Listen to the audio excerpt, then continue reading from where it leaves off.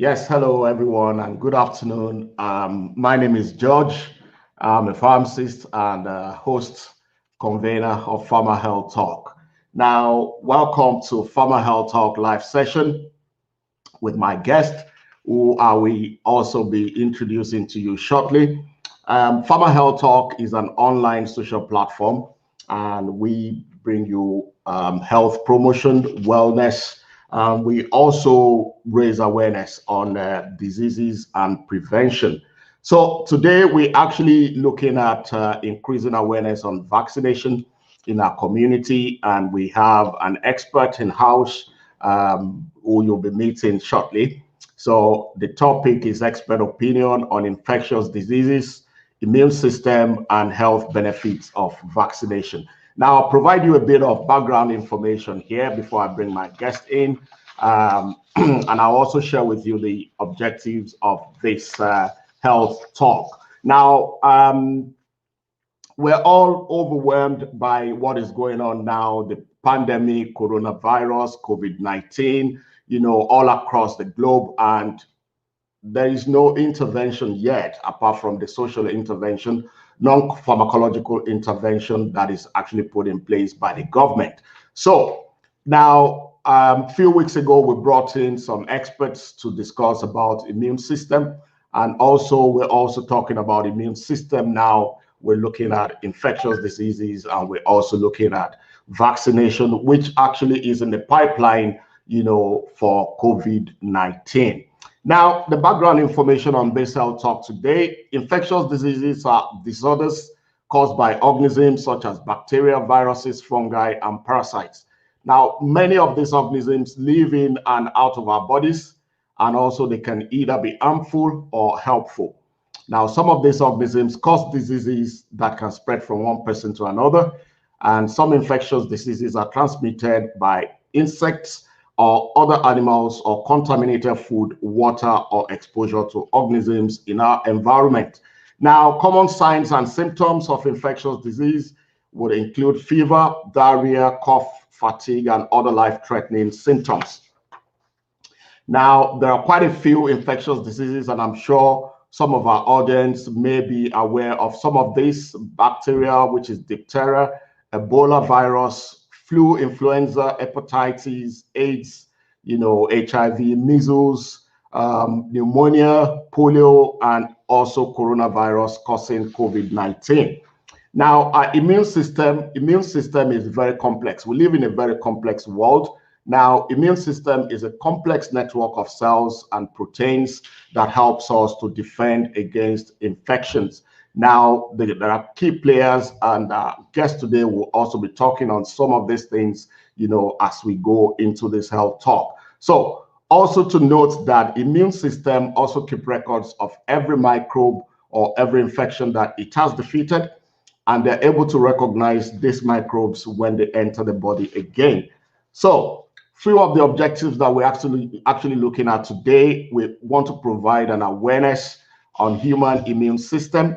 We want to increase awareness on the relationship between immune system, infectious diseases, including COVID-19, and also to educate our community on the myths and facts surrounding vaccines.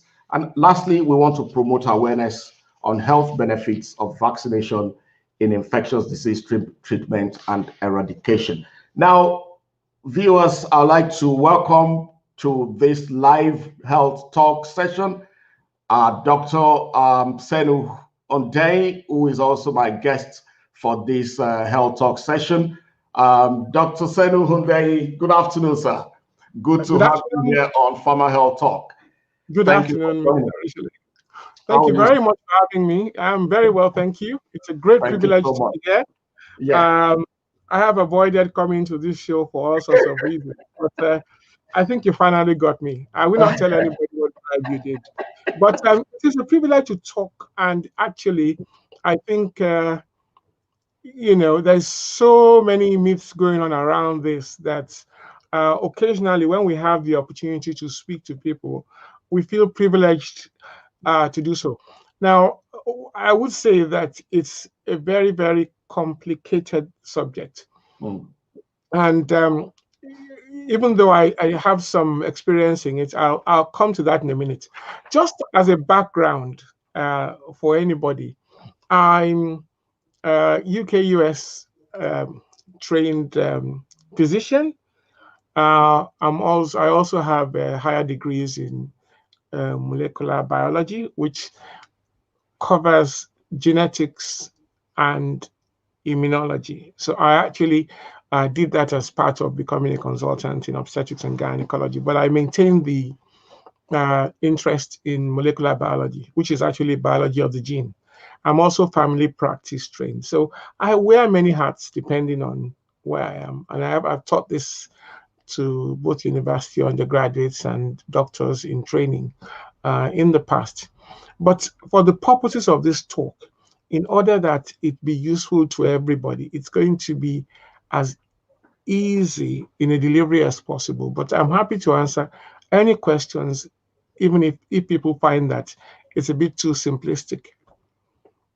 And I think that's me in a nutshell. So I'm a UK physician, consultant in obstetrics gynecology, and specialist in molecular biology and family medicine. And I think COVID-19 has actually been very, very humbling for most of us, because we've had to go and dust our books. And every single thing we've done is proving to us that it's a challenge, but it can be a positive challenge because it can prepare us for the next pandemic. And I believe we are going to have more of them. But just talking about awareness of vaccines, I think this is a good place to start. So thank you very much, Doctor.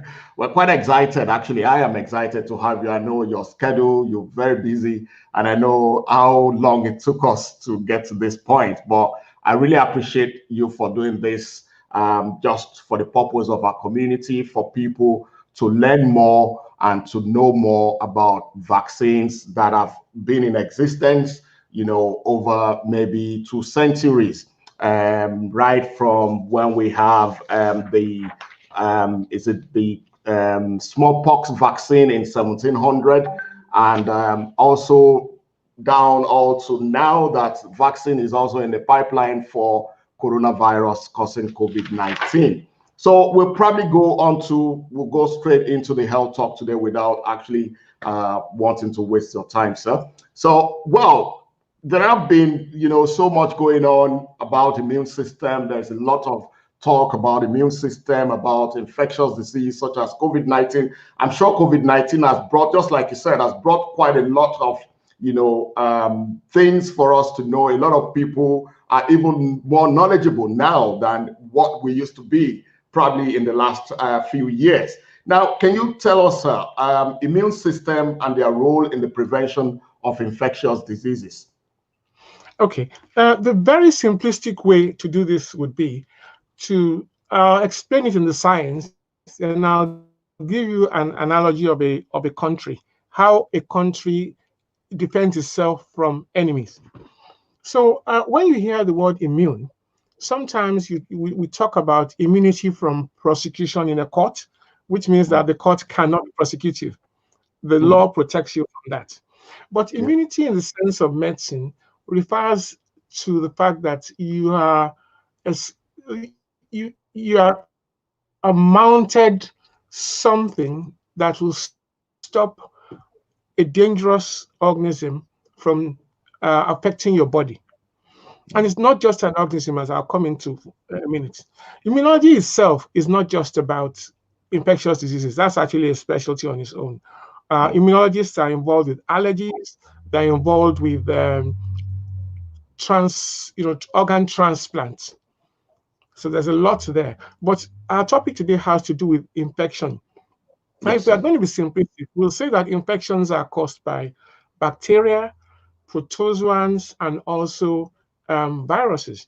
Protozoans, the most common we know are things that something like the amoeba that causes dysentery, diarrhea, and also malaria, which is very common in the tropics. Those are protozoans. But when we think about infections, our minds go straight to bacterial infections, the use of antibiotics, or viruses which do not respond to antibiotics. And the only time you use viruses with antibiotics with viruses is if there's a mixed infection. So what happens? This bug tries to get into your body, and it can cause disease in about 2 or 3 different ways. It can either go in there, multiply, weaken the body, and ultimately kill the person. Or it can get into the body and produce toxic materials. Now, the toxic materials it produces can harm the body. But sometimes it's not just that. When the body is trying to fight the bacteria, its own response to the bacteria coming in or virus harms it. An easy explanation is this. So an enemy comes to a border town, and the soldiers burn their vehicles. The fumes from burning the vehicles are more harmful to the people than the actual invaders. So that's one analogy to show how the body's response can cause a problem. So the whole issue of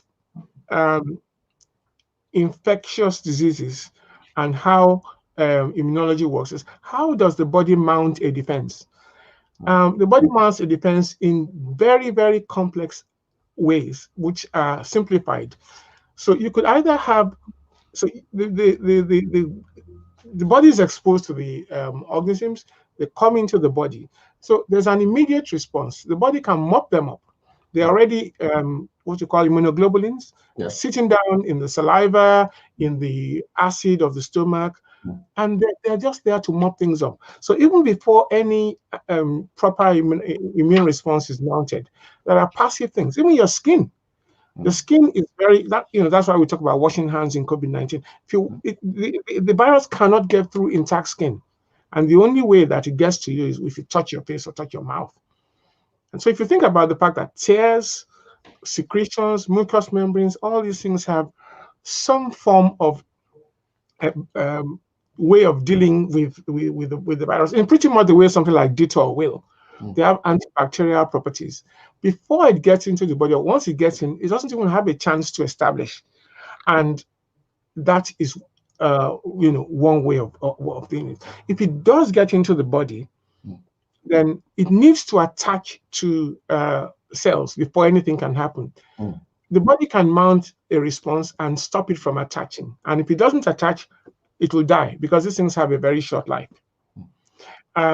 Of course, if it does get into the body, then the body can, into the cells can eat it up in pretty much the way as you have an example. Maybe you have rats in the house, and then you have the cat. The cat goes after the mice, and wherever it sees them, eats them up.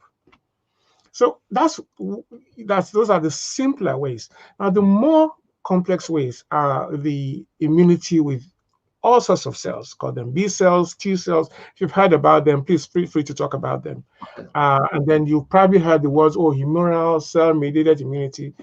These are the concepts I can explain, but I'll try to keep it simple by saying, ultimately, the job of immunity is to produce different mechanisms to paralyze these invaders and stop them from harming the body. So if you think about it again in military terms, so I'll use an example of Lagos. I come from Badagry area. So the invaders are coming through Benin Republic. The first people who go there are the customs and the immigration. They shoot them, they try to stop them. And when they're now mounting even bigger responses, by the time the signal has gone to Lagos, they've gone they've already told the big boys in Lagos, and they've come out with their tanks. And that delay gives them the opportunity to regroup. So by the time the enemy comes in, they are already prepared for them. So the enemy runs back, but at that time, the army learns their tactics. So they go there. So when the enemy comes back the next time, if it originally took 2 or 3 days to get rid of them, it's only going to take 1 hour, because the army has now learned the enemy tactics, and they're very ferocious. So one of the things that the immune system does is that it has a memory, and during the acute phase, the initial exposure, there's a certain drag, but that drag is good because it's teaching itself what to do the next time the infections occur. So by the time they come again, all the mechanisms for dealing with them are in place. And if we want to be scientific, we can talk about the cytokine system, the humoral cell-mediated, all sorts of things. And these things are not one or the other. Everything happens at once. So while the invader is being dealt with at the border, the gunships are shooting and the tanks are there. So on every level, they are being captivated. And those which manage to escape, their guns are taken from them. So even the bacteria and the viruses which manage to get in, ultimately they are made immune. Their body is immune to them because they are rendered impotent, so to speak. So they are there, but they cannot harm the body. So in terms of the mounting of the defense, that's what happens. Now, this is not actually an accident, because what happened in the past, since you talked about history, was that it was noticed that if survivors of a certain illness, if something from their blood is injected in people who have the disease currently, they manage to survive. And it was a long time before anybody realized that something had been produced which got into the blood of the person, which was causing the defense. So I'll stop there so that you can make this an interactive. So it's not quite. Thank you very much for all this. Yeah, basically, I mean, during this pandemic, COVID-19, there's been a lot of information about the role of B cells, T cells, producing antibodies. I mean, are there anything, relating to all these, players of immune system that people can actually, because there's a lot of us are so much inundated with a lot of information out there. Perhaps a lot of people don't even understand what T cells, B cells are. So what are the major players in our immune system? Okay, now, the easiest way to go about that is to think about the flu. The flu has been around forever. It's very well studied. Now, the B cells and the T cells are one of very, very many blood cell types which help with immunity. They are lymphocytes, actually. What happens is that the B cells got their name from birds, actually. It's a bursa in birds. But the reason why it can be applied to human beings is that because they are made in the bone marrow, we just say the B cells are made in the bone marrow, they mature, and then they come out. The T cells, on the other hand, are made in the bone marrow, but then they get to a little organ which is sitting on top of the heart called the thymus. And it is there that they become mature. Now, the reason why they have to mature is this. These cells have to recognize that this is a foreigner. Otherwise, what they will do is that if there's a cell in the body which is behaving like a pathogen, they will attack it.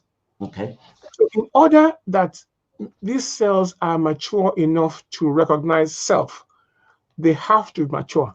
They have to mature. And that is why, they go through a maturation process.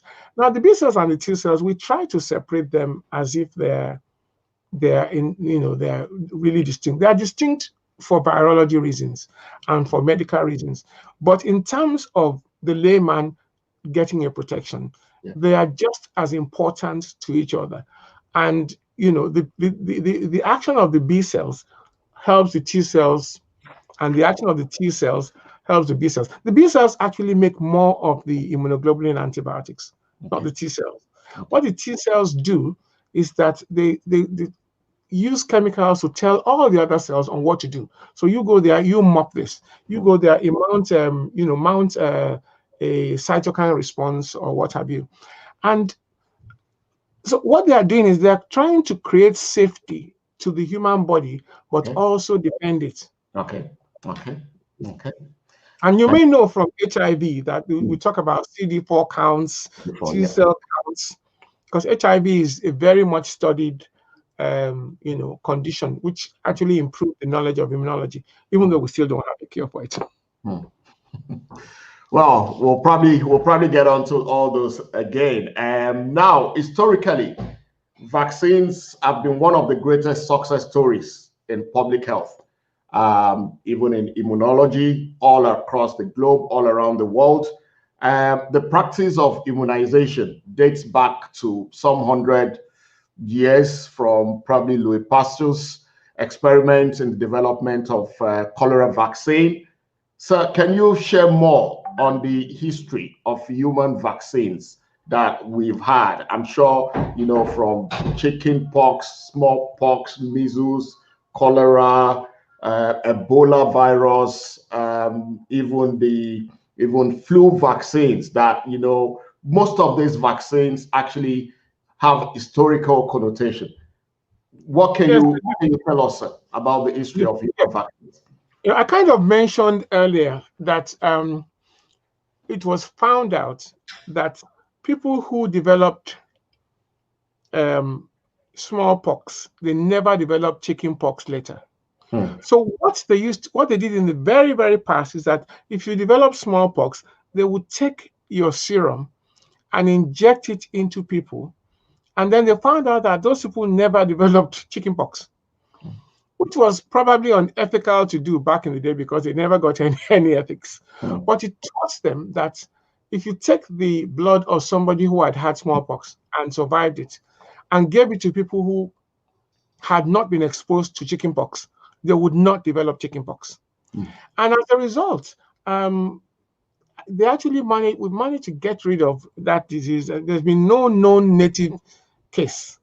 But going into the history, the same thing was done for anthrax, and the same thing was done by Louis Pasteur. And in fact, there's a story about Louis Pasteur's experiment during the World War, where the Nazis went to his lab, and they wanted one of his proteges to give them the key, and the guy just killed himself. He'd rather kill himself than give them the key to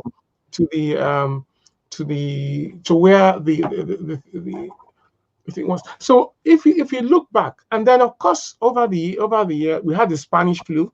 The Spanish flu that was in the time of the World War. We'll talk about the COVID now. Between 1914 and 1915, it was the Spanish flu killed over 20 million people. And since then, it has been known that pandemics can occur. And of course, we've had flus over the years.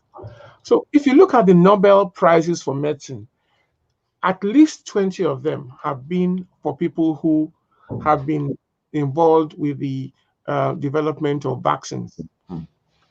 I did have a slide, but that's neither here nor there. That is the truth. It is a big deal because without it, people would die. Wow. Especially with viruses where we actually don't have any antiviral medicines that work properly. Thank you very much for that. Immunization, we'll go on to the one. Well, for the purpose of anyone that is joining us, this is Pharmahealthtalk live session with Dr. Senu Hundeyin. We're actually looking at immune system, infectious disease, and vaccination benefits. Now, immunization and vaccination, I've had a lot of people use these terms,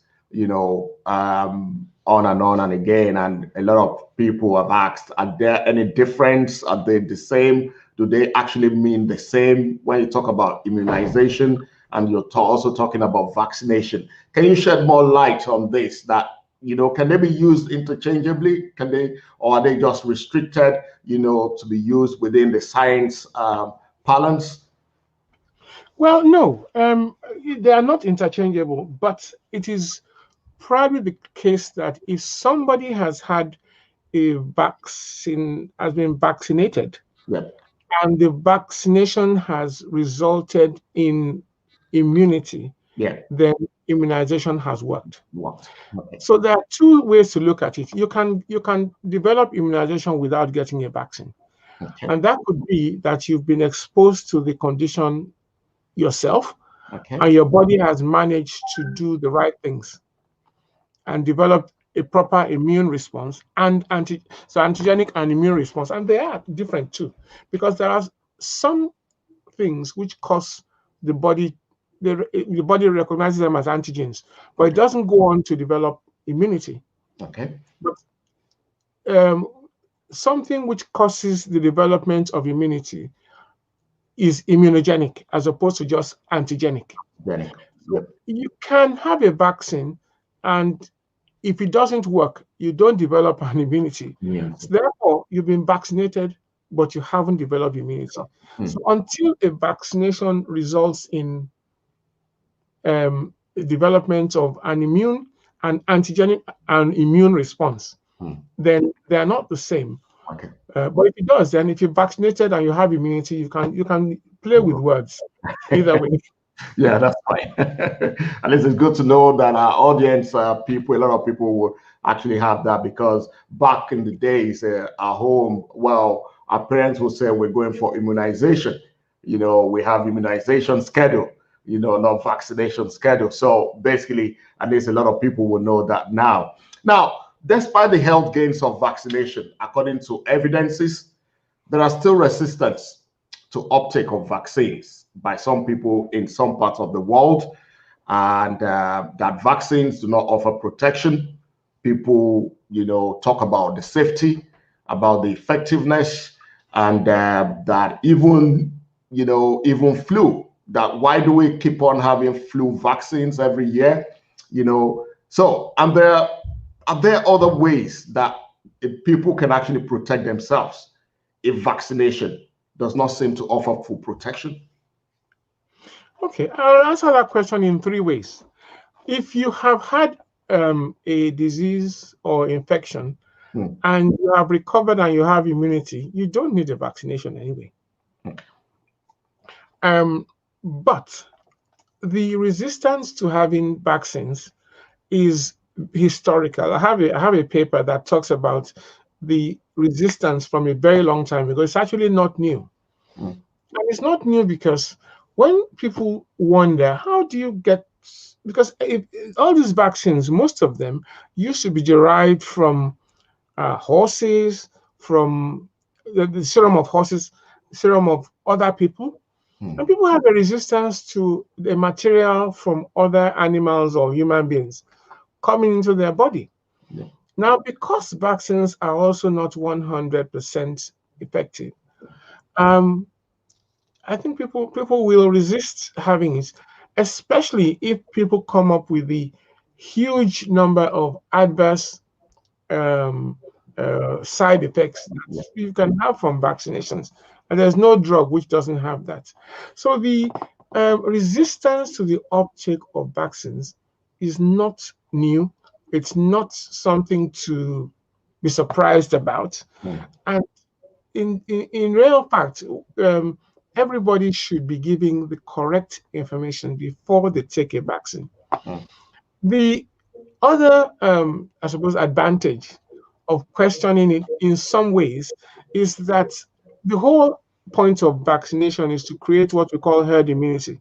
And what that means is that if 80% of the population have either had a condition or have been vaccinated, the 20% who do not have it are usually not at risk. They will not get it because those who have had the vaccine and hopefully it has worked or have had the condition will not infect them. And they cannot infect somebody who is already vaccinated. However, historically, where there has been resistance to vaccines, especially with children, there's a disaster.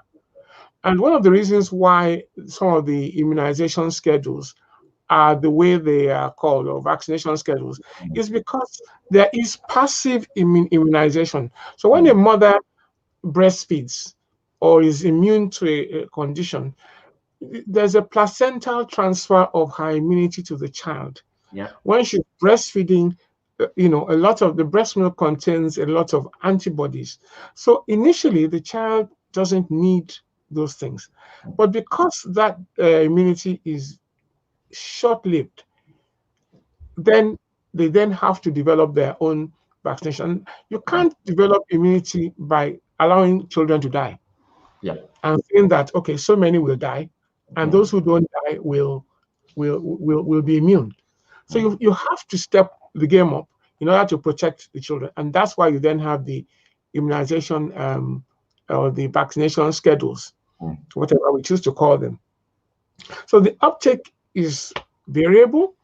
People have conscientious reasons to not want it, but as a medical practitioner, I would say that if you don't have any history of an adverse event, especially in your family, if you are not allergic to everything, and if the studies show that the vaccine is relatively safe, why are you rejecting it? Because in the end, the choice is you either expose yourself to the disease, which can kill you, or you expose yourself to a vaccine, which may give you the protection you want, and may not have any serious side effects to speak of. Nothing is risk-free in life. No. But when you have a deadly disease and a vaccine, I think you want to choose a lesser risk. But everybody has to make their mind up, and they have to have a talk or two. They have to go and do their own research. And before we go on, I would say to people, if you want to find negative information about anything, you will find it. Such is the way of the internet. You will find it. And if you find it, it will color your view. So if you want to find this information, you have to be objective and accept that there are some people who will sit down there and manufacture negative evidence to push you. And one of the most dangerous things in 2020 is disinformation, misinformation. And people are very clever, because what they do is that they will mix a little bit of truth, a little bit of opinion, a lot of untruth, and they'll put it in a beautiful website or on YouTube. And of course, you believe it. You share it on WhatsApp, and all of a sudden it becomes gospel truth. And if when your doctor is telling you no, you just look at him and say, what else do they say? They've been bribed by the pharmacy, by Big Pharma. Very, very dangerous. But thank you so much for actually shedding more light on that. So people, you've heard that. We have to be quite objective in our choice making in terms of vaccination. And this live session will actually be on our forum, will be on our platform, will be on YouTube channel. So feel free to help us share so that we can actually reach out to a lot of people out there. Okay, so we'll just move on. There are no questions from the audience yet, but we'll move on. We'll move ahead and see, how much more we can actually complete on this live session. Now, the next thing we want to talk about is the application of molecular genetics. Now, this I've shared more insight into immunology. I know this is probably your strengths or your area of specialization, one of the areas of your specialization. So this has shed more light into immunology, microbiology, and even in vaccine. So are there any success stories that you would like us to know in the development of vaccines, maybe from the perspective of a molecular genetics, that is development of recombinant vaccines and the new seasonal flu vaccines? I'm sure these new vaccines are quite different from the ones that we've had or we've actually had in the past, from 1900 up till now. I'm sure there has been some form of modification, some form of development over the years. Are there anything that you've actually come across in practice that you want to share in terms of all these new vaccines that are actually in the market? Let me start by explaining that the vaccines that we all have are basically two types. So we have a one in which the viruses or the bacteria have been weakened to the point where they cannot cause disease, but they can prompt the body to mount an immune response. These are called live attenuated vaccines. And they are the ones which are not alive, and all they do is they have chemical components of the vaccine which can make the body to mount an antigenic and then an immunological response. Okay. Now, what does all this mean? The antigen is the chemical or whatever it is around the virus or bacteria, which the body sees to recognize it. And that is what stimulates the body to produce the antibodies and also to produce the passive response, which is all the other things that it does, because it does more than just produce antibodies. But without that recognition, the pathogen will just get into the body. And the reason why people die every year, despite all these wonderful gains, is because these things have found very clever ways to evade detection. Now, let's talk about the flu. The flu has something which we call antigenic drift and antigenic shift. The drift is because it mutates. And as it mutates, all the vaccines you make, at some point, it will now no longer be recognized anymore. So it produces a new antigen, and all the vaccines that have been produced to stimulate a particular type of antibody will not work anymore. But the antigenic shift is a bit more drastic. It's caused in two ways. If this condition goes from man to animal, the strain will change completely. And now that is why we have all these rumors of, oh, the SARS-CoV-2 is a man-made virus, which is not far-fetched if you think. I'm not saying it is true, but we do have pathogens which are man-made because they are man-made for science. They are made by injecting known pathogens into monkeys, into various animals. We had them in the chickens back in the day.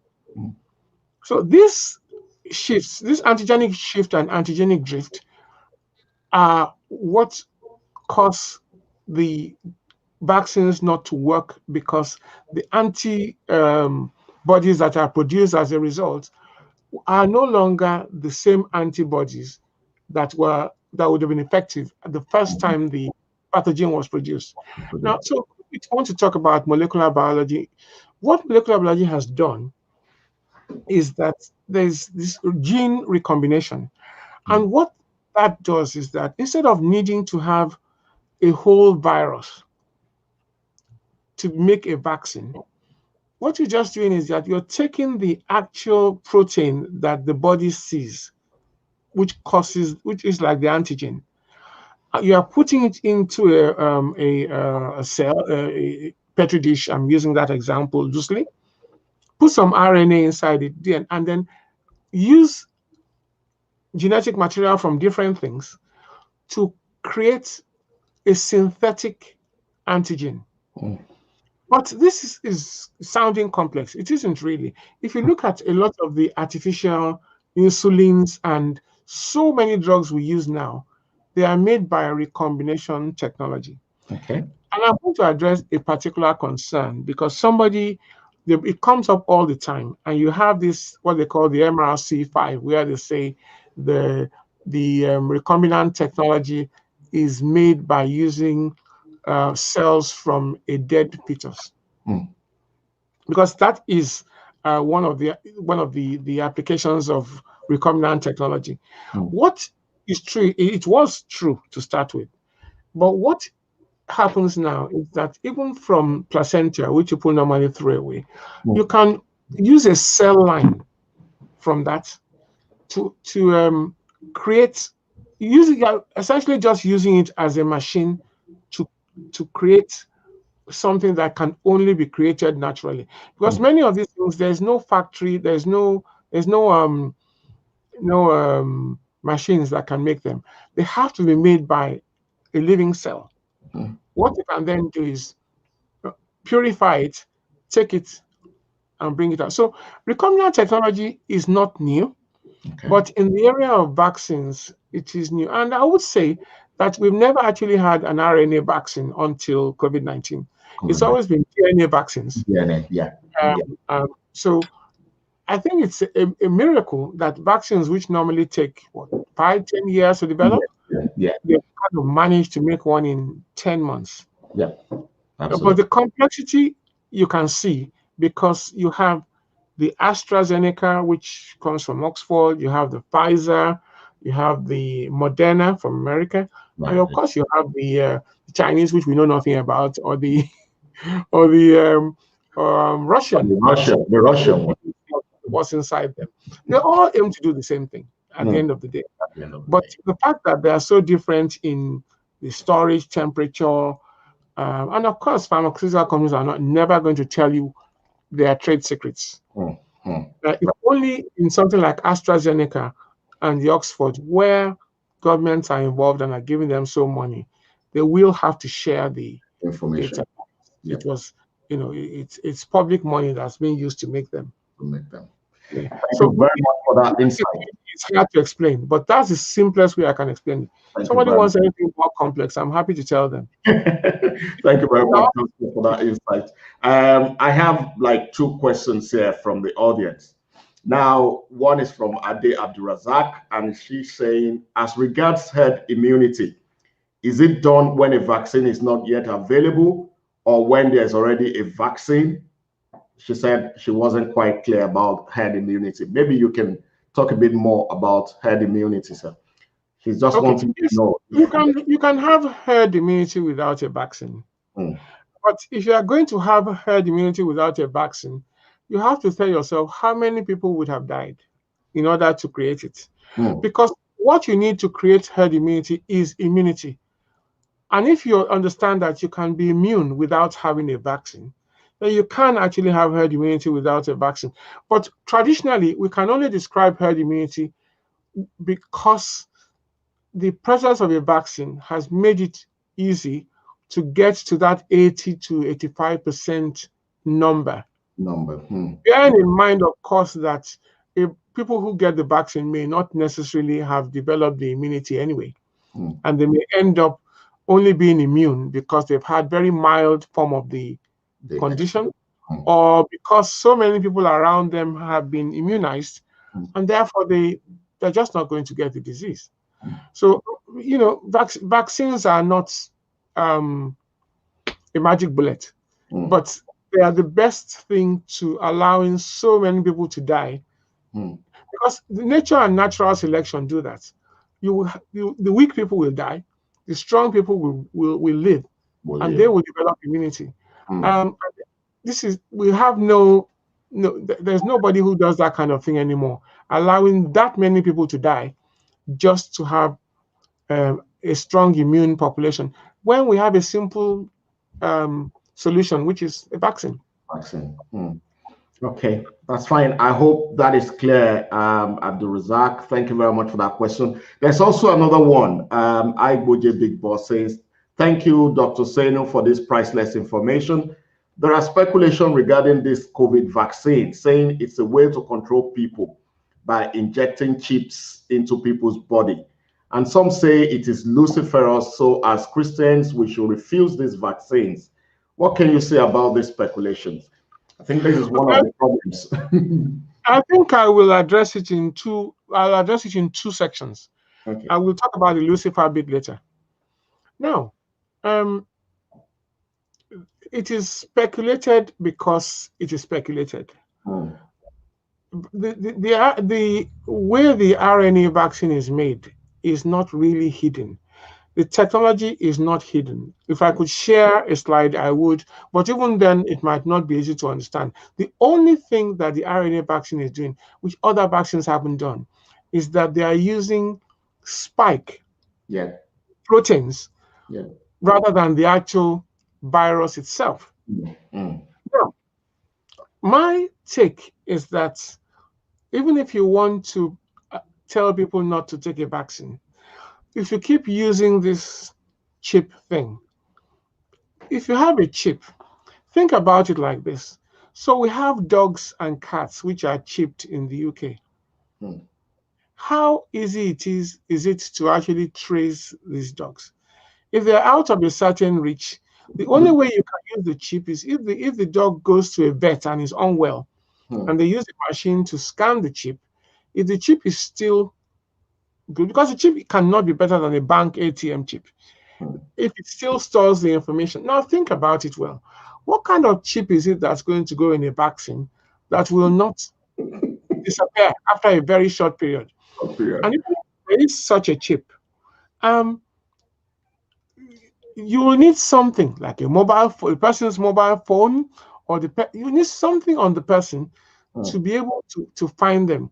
So I think it's very fantastic science fiction to think that an injection you get, which may not even work, because the body might decide it's not going to take it. Might reject it. Yes. So why, so from that point of view, I think we should think more about the vaccination in terms of the fact that, as fantastic as it is that it's taking only 10 months to make it, it's way too early as vaccines go in terms of testing for safety. Yeah. The numbers are too few. Yeah. And the time scale is too little. Because when we talk about safety data of either drugs or vaccines, we usually have a long phase. And we follow up people will be given this vaccine for a year or 3 before we can say there are no medium or long-term effects.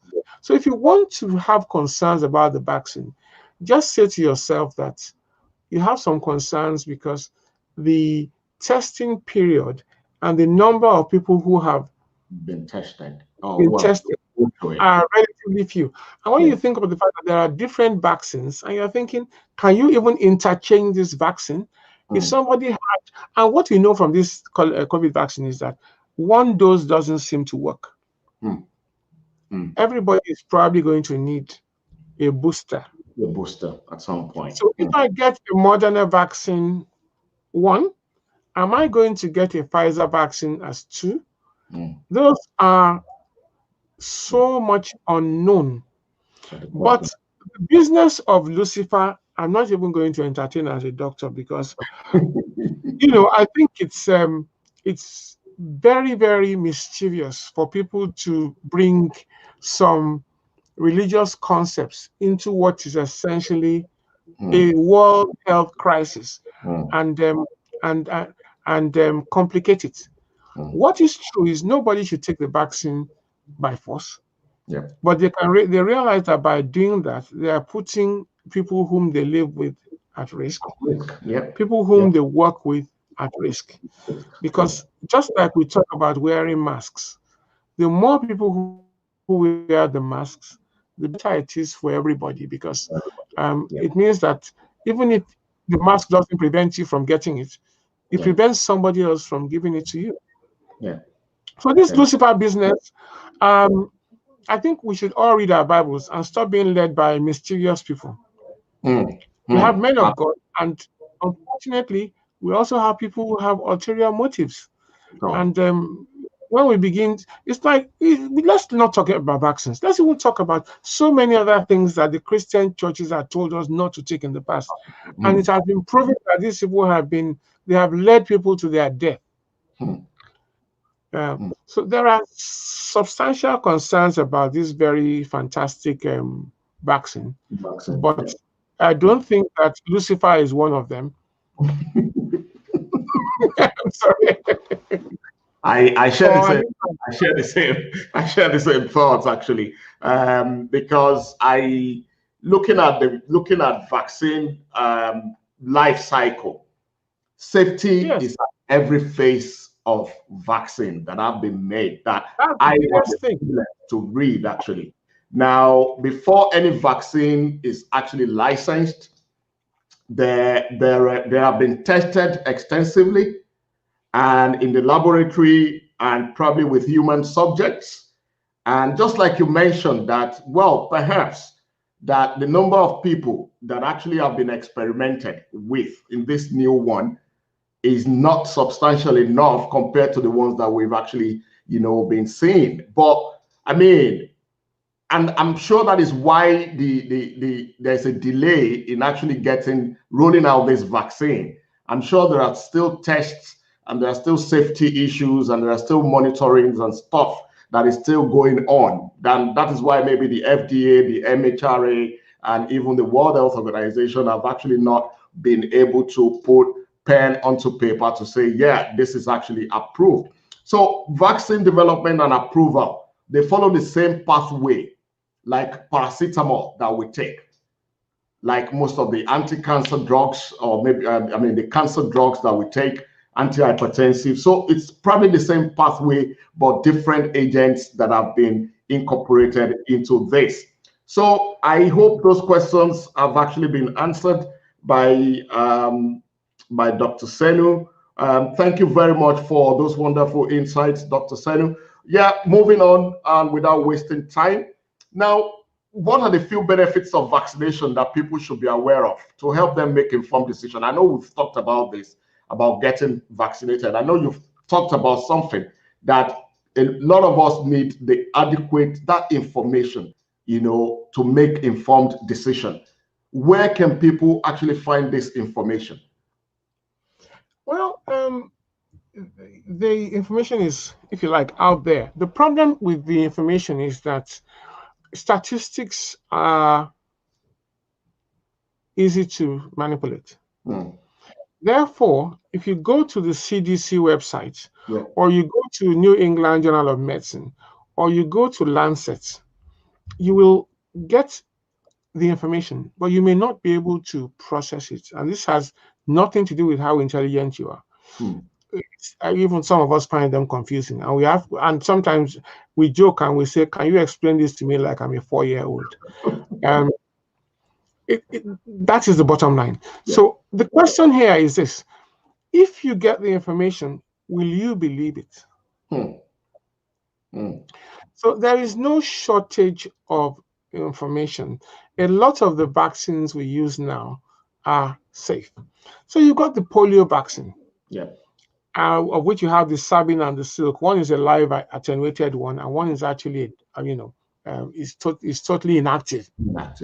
The live attenuated one is kind of better because the life of the immunity it produces is much, much, much, much longer. And don't forget that there is passive immunity, and passive immunity could be from one sense, you get something like tetanus. If you are bitten by by a dog, or you have a wound and you haven't had a tetanus jab for a long time, we are going to get two types of tetanus jabs. We are going to get the toxoid. The toxoid is an antitoxin which has been it's a toxin which has been made very, very, very weak to allow your body to produce the toxin. So it's almost like giving you the antitoxin directly, right? And then you get the proper tetanus vaccine, which will allow your body to mount a response. So the benefits, there's more than few. If you want to get the information, there are statistics which are probably when after this and the PowerPoint is on the site, you'll be able to see the number of deaths which have been reduced. Because what it is that there are statistics which show how many people died from this condition before the vaccine became available, and also when the uptake of the vaccine increased. Because all vaccines face resistance at the beginning. But as time goes on and more people take them up, you will now be able to compare the number of deaths from that condition vis-a-vis the uptake. Bearing in mind that vaccines can't give you 100%, and you will still get people who get their immunity through herd immunity. So the benefits are that reputable websites talk to your doctor, and some doctors are very funny. They're anti-vaccine, but they are very few. And when I say that with the greatest respect, because they must have their reasons. But what we don't do as practitioners is give information based solely on our own thinking. We give the information in a very neutral way and allow people to make their own minds up, and then support them in whatever decision they choose to take. So there are a lot of benefits, and the information is out there. But as I started to say, if you're looking for information about how horrible vaccines are, you will find it. So, and it doesn't mean it's true, but because everybody now has a platform to publish what they like because of freedom of information, you will find it, and you'll be doing yourself a big disfavor, to use an expression, by allowing somebody's thoughts, which have been put in a very articulate way, to be your guide. And this also applies to churches and certain religious organizations which choose not to follow science. Wonderful. Thank you so much, Dr. Senu. This is Pharmahealthtalk live session. And what we actually have been looking at in the last few minutes or 1 hour about is increasing our health awareness on vaccination. And also we have Dr. Senu, who has done so wonderfully well, giving us information on infectious disease, immune system, and the health benefits of vaccination. Now, on this program, I've actually put something together which is called vaccination schedule. Well, I did 2 vaccination schedule in Nigeria, in case there are people watching, from across that region. And I also put together vaccination schedule according to the NHS. These schedules will be on Pharmahealthtalk platform, on our Facebook, and probably on Instagram and Twitter. So and on YouTube. So if you want to visit the site, please share those information with everyone you know. These have actually been taken from Federal Ministry of Health publication, the one for vaccination schedule in Nigeria. And according to them, they're saying that a child is considered fully vaccinated if they have received a BCG vaccination against TB, which is tuberculosis, 3 doses of DPT, 3 doses of polio vaccine, and 1 dose of measles. And all of these vaccinations have been received in the first year of life over a course of 5 visits, including doses delivered at birth. Now, Dr. Senu, polio recently has been celebrated in Nigeria, has been eradicated. Polio. Yeah. So that is one of the success stories, vaccine, especially in Nigeria. Even though there were lots of criticism, there were lots of fights, there were lots of people who actually were against, vaccination children with polio. What would you like to share regarding this, the journey on polio? And also probably there are other ones that Ebola has been successfully managed, but I mean, in that region as well. What are your thoughts around this? Well, I can understand why, because I also have a slide about the types of vaccines and their adverse effects. So regarding polio has 2 types of vaccines. It has the Sabin and the Salk. The Sabin uses a totally inactivated polio pathogen, which has a slightly less efficacy than the Salk. Unfortunately, because it has less efficacy, if somebody has the vaccine and still develops a mild form of polio, because they never develop full-blown polio, people will still say that the vaccine did not work. Now, when you have the Salk, which actually has the live attenuated, which means it's still alive, but it's been weakened, the immune response is much more robust. But if the person doesn't respond to it, the person may have a slightly higher form of polio. And it can be accused then that it was the vaccine that gave the person the polio that they would not normally have had. So the reasons why people have these feelings is justified. However, if you look at the debilitation you get from polio as a whole, and the fact that these vaccines have eradicated this condition, it's a big success story. And whatever healthy skepticism you have about vaccines, you have to bear in mind that on the whole, vaccines have they've had a positive public health benefit. And what I would say in addition, which I kind of didn't mention earlier because I've been to one of your previous seminars, is that we're talking about health as if it's only about medicines and vaccines. It isn't. We're relying on the body to mount a response. If somebody is immune compromised, they can't even take the vaccines. You have to not give them the vaccines because some of them will cause them to become ill, particularly if you give to somebody who has immune compromise, either from a genetic condition or from the drugs they are taking for something else, like cancer, what have you, or or HIV, or or even they're on steroids. You have to be very careful about giving them a vaccine that has a live attenuated, because you may actually end up giving them the condition. So nobody should be getting a vaccine without the backup of a healthcare team, because there's no one fix for everybody. Everybody is different. But in a normally healthy individual, the vaccines will work if they are hopefully healthy. And this now comes to the business of nutrition, which you had the other day.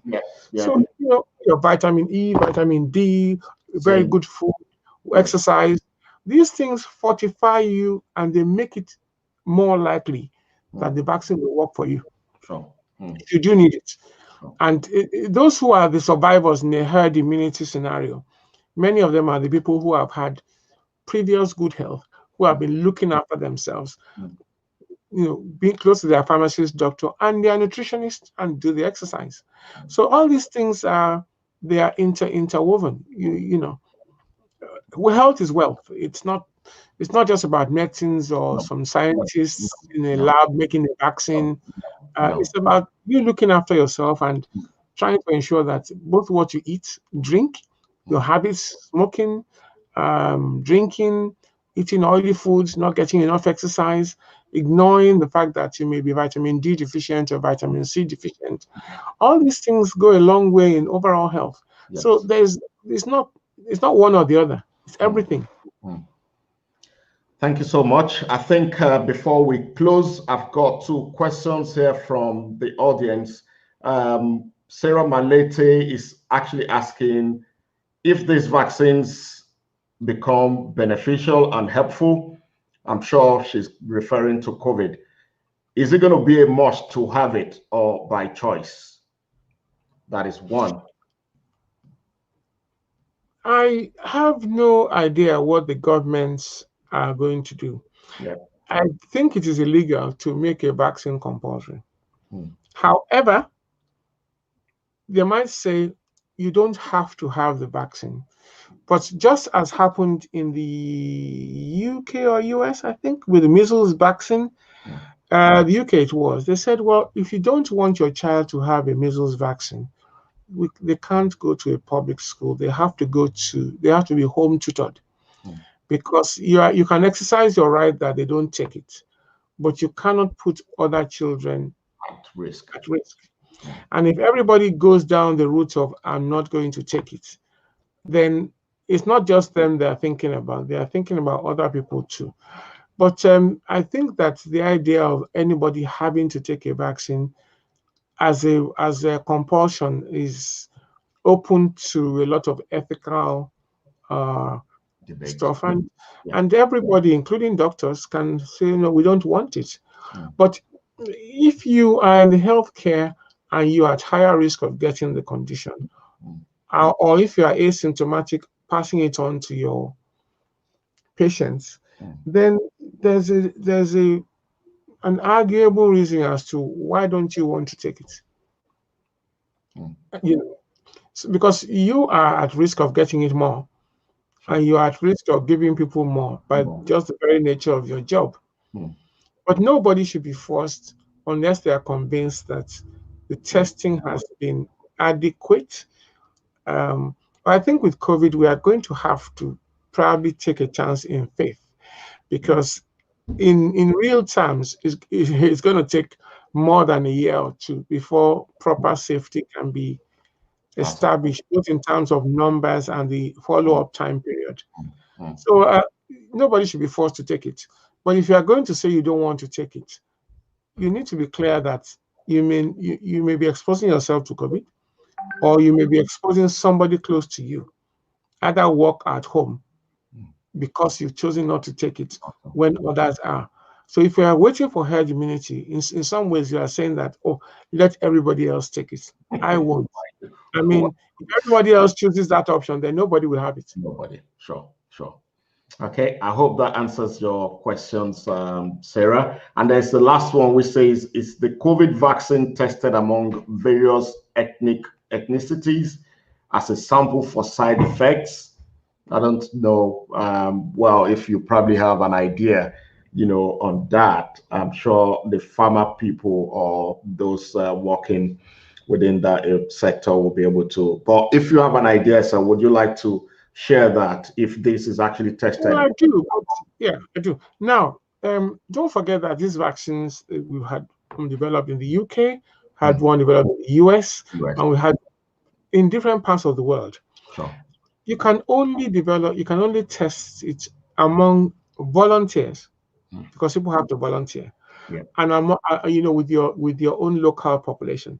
So let us take the UK for example. Yeah, the BIM, to use that expression, population is not high enough to have a higher representation, because if you do that, then you'll be skewing the results of your testing.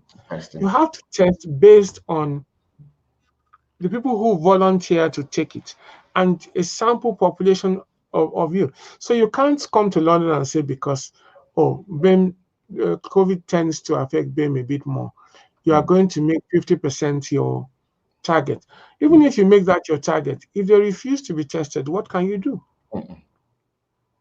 So the answer is that the sample populations from the ones we know are simply representative of the volunteers. Obviously, even if you volunteer, because they want to be able to compare gender, age group, and possibly your racial profile. It looks nicer if they have adequate representation from everybody. But in the end, they can only use people who volunteered. Absolutely. Thank you so much for that, sir. And just if you wish to know, BIM actually refers to Black, Asian, and minority ethnic background. So if you're Black, if you're Asian, and if you're of the minority background in the UK, that is the classification Dr. was referring to. So thank you very much for joining us, everyone. Thank you so much. Vaccine, we talk so much about vaccine. There is no doubt that vaccines have remained a most powerful medical intervention. And CDC, FDA, MHRA, the World Health Organization have ensured that vaccine life cycle, which also, I mean, in the past I've taken up to 10 years, you know, from basic research all through to clinical phases. They have safety, effectiveness, and monitoring at every stage of this development and before they are approved for human use. So like Dr. Senu have said, I said earlier on, you know, there are information out there, but you need to actually sit down and be objective of what decision that you want to take. So thank you so much, Dr. Senu Hundeyin. I'm really excited. I really appreciate you for coming to help our community actually know more about vaccination, about infectious disease. Thank you for your time. I wish I could pay for this, but I mean, I can really thank you enough for coming on to Pharma Health Talk. This will go a long way. So guys, feel free to share this. We'll be sharing slides on Pharma Health Talk platforms after this program. So if you wish to have a view of them, so feel free to see them. So once again, Doctor, I appreciate you and thank you for coming to Pharma Health Talk. Hope you have a nice time, a nice week ahead regards to the family. God bless you, sir. Thank you very much. Thank you very much. And if anybody else if they have questions, you can drop them. You can, if you think about them after this, we'll answer them offline. Yeah. I know it is a tricky topic, and your questions might come afterwards. Yeah. So feel free. Well, I hope this has been useful. It's been a privilege and a pleasure to be here. And I hope that people have taken something away from this. I'm sure. But health is wealth, and the most important thing, look after yourself. Vaccine or no vaccine, take good care of yourself. Really? And let your immunity be something that comes from inside you. If you're very, very healthy, then you already have more than a fighting chance, whether there's a vaccine or not. Sure. So yeah, thank you very much. So guys, wherever you are, there's still no vaccine yet. COVID is still very much around. It's still very much around us. Social distance is in place. The use of mask is still in place. Washing of hands, which also counts among as part of healthy and promoting health. So wash your hands with water and soap, and also the use of hand sanitizers until we have vaccines in place and the government can begin to roll out. Please keep safe wherever you are. And this is Pharma Health Talk. Thank you for joining and hope to see you next time. Thank you, Dr. Senu Hundeyin. Have a wonderful week. Thank you, everyone, and God bless. Bye-bye. Bye. Bye.